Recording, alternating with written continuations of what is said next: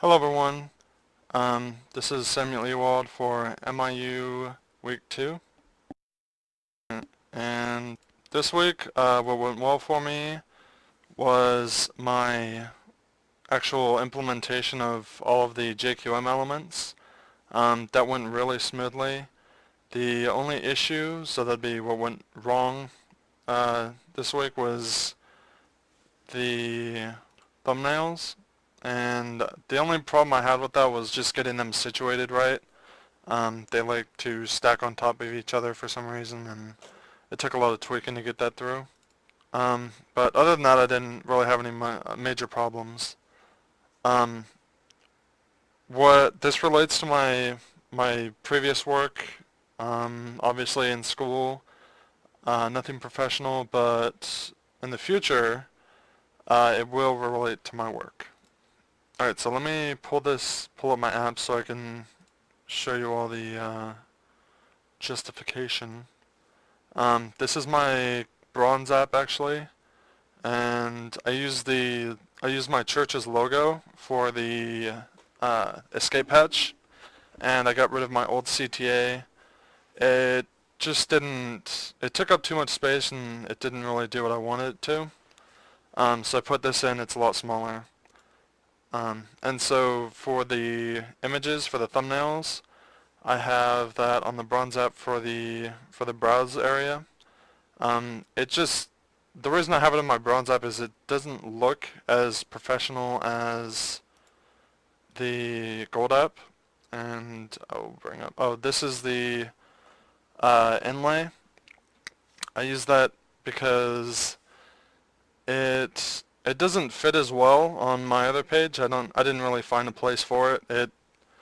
It didn't, I found other options that were much more better, and I will talk about those in a bit.